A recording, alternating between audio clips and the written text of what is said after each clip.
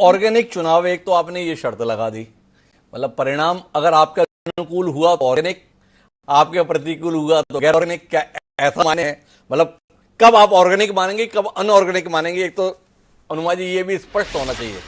आपके मन अनुकूल होगा तो ही ऑर्गेनिक होगा, आपके मन के विपरीत होगा तो अनऑर्गेनिक होगा। एक तो ये जानना है। दूसरा आपसे ये जानना है कि आप कह रही हैं अपने संदर्भ में एकदम ठीक है, आज ऐसा क्या दिखा जिसके चलते अनुमा जी का आत्मविश्वास इस तरीके से व्यक्त हो रहा है कि सब बहुत बढ़िया है? तो दोनों चीजों पर रोशनी मिल जाए, क्योंकि वोटिंग परसेंटेज तो ऐसा कोई बड़ा बदलाव दिखा नहीं रहा पिछली बार के मुकाबले। अभी तक आंकड़ा कम है, 7-8%, जो रात तक कुछ ना कुछ बढ़ेगा, लगभग लगभग उसके आसपास।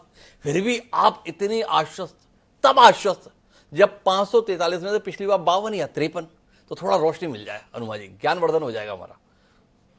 दो तीन चीजें हैं। आपको पिछले साल की, पिछले चुनावों की एक रिपोर्ट आपने देखी होगी जिसमें 370 मशीनों, 370 कॉन्स्टिट्यूएंसीज में डाले गए वोट, यानी कि कास्टेड वोट की तुलना में काउंटेड वोट ज्यादा निकले थे।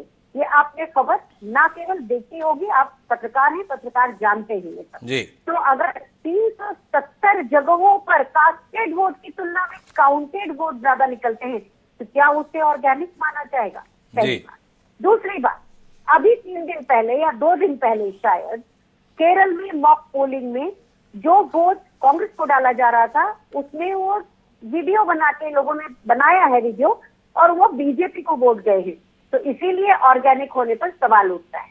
तीसरी बात यह है कि कई बार इलेक्शन कमीशन से मिलने के लिए लोगों ने कहा, और लोग कहते थे आप चुनाव के बाद ऐसा कहते हैं। इस बार पूरे पिछले 4 महीने से विपक्षी दल ये कह रहे हैं कि ईवीएम से ना करा के आप बैलेट पेपर से कराइए, या वीवीपैट में जो पर्ची है वो लोगों के हाथ में दीजिए और वो अपना वोट देखकर दूसरे एक बॉक्स में डालें, उसकी काउंटिंग हो। ये सारी चीजें पिछले 4 महीनों से कही जा रही हैं।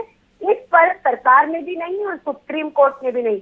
सुप्रीम कोर्ट ने तो अपना निर्णय सुरक्षित रख दिया, यानी कि चलो चुनाव हो जाने तो उसके बाद में अच्छा भी होगा, सही भी होगा, गलत होगा, हम तब करेंगे। तो ये सारी चीजें क्वालिफाई करती हैं। तो मैं बात कह रही हूँ कि ऑर्गेनिक चुनाव हुआ तो ये तो एक बात। दूसरी चीज, मेरा कॉन्फिडेंस इसलिए भी बढ़ा हुआ है कि एक तो हमारे जो लोग बीजेपी में चले गए थे वो वापस आ रहे हैं, उनका जमीर उनको आवाज दे रहा है, या वो जिस तरह से सोचते हो उसको आप देख लीजिए। तो आप ही ने वो उदाहरण दिया।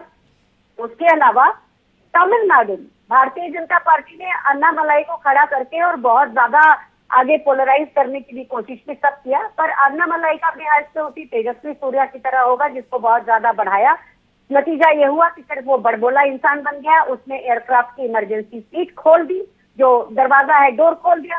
तो भारतीय जनता पार्टी का जो अहंकार है ना, वो इन जगहों पर, खास तौर पे ये तमिलनाडु की सीट। इसके अलावा आप अगर देखेंगे इस बार गडकरी जी को भी थोड़ा प्रॉब्लम हो रही है, क्योंकि विशाल वो तलवार एक नए कैंडिडेट है, ऊर्जावान है, और उनके पिता पहले रहे हैं वहां से, उन्होंने अच्छे काम किए हैं। तो विशाल को भी एक अच्छा माइलेज हम लेते देखते हैं। कैराना में भारतीय जनता पार्टी ने जिस तरह स्लो करने की कोशिश की वोटिंग को, वो भी अपने आप में एक है कि भारतीय जनता पार्टी को अपनी जमीन टटोलना पड़ रही है।